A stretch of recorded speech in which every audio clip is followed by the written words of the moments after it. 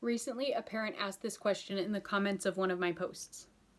Do you have any hints on how to get yourself to meet silly behavior when your energy is at a constant low? I'm really struggling at the moment, and I have a feeling I'm in sort of a downward spiral with my kids. I'm no fun to be around. They act out, and I understand this on an intellectual level, but it triggers me, and I try to be patient, but can often not de-escalate things quickly enough before I snap and act out. There are quite a lot of factors here. I gave these answers in brief in my original response comment, and I'm expanding on them a little bit in this post. 1. Set yourself and your kids up for success. Without knowing a specific person, specific kids, or a specific scenario, this is hard for me to be much more detailed about, but here are a couple of examples. Putting a young child in a scenario where you have to say no all day long is not setting you or them up for success. You'll get tired and they'll get annoyed.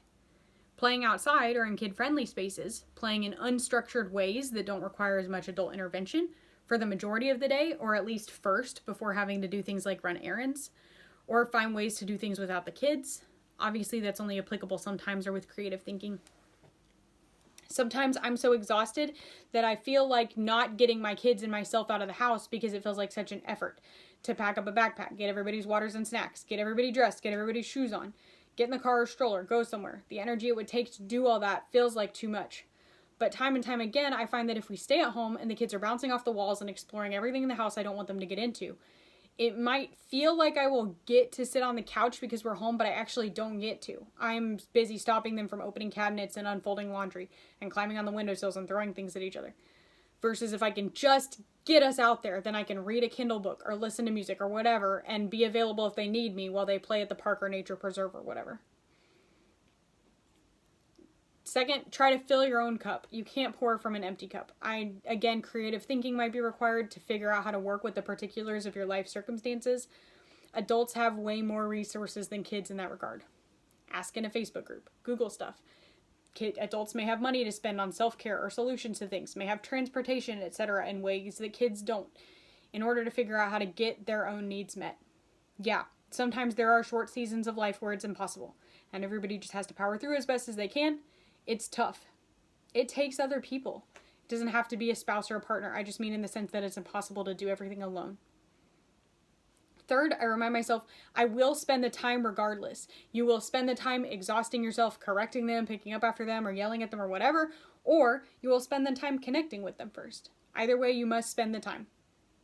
Sometimes the logic in that is enough to be able to help me muster up some more energy. Sometimes no amount of logic can outweigh exhaustion or sadness. Sometimes it's helpful to have connection methods that give space for chronic pain or grief or depression or whatever thing it is that we're dealing with. Connection doesn't always have to be wild and roughhousing. It can be slow caregiving moments too. I spent a lot of time with my daughter the other day, and I was laying completely flat on the couch and she was sitting on my stomach and we were making faces at each other. Totally connected. Totally doable even with sadness and tiredness in play. And then last, I remind myself parents do well when they can too. Guilt and shame spirals aren't helpful. A mantra that I heard somewhere and held for myself a lot early on in this journey was, if beating yourself up worked, it would have worked by now. You might be able to collaboratively problem solve with your own self by asking your own self questions about what's getting in your way to do X and what might solve that. It can be hard to sit with yourself long enough to listen to yourself without the objections and defense mechanisms that you've used your whole life. But if you can manage to make that space, it's well worth it.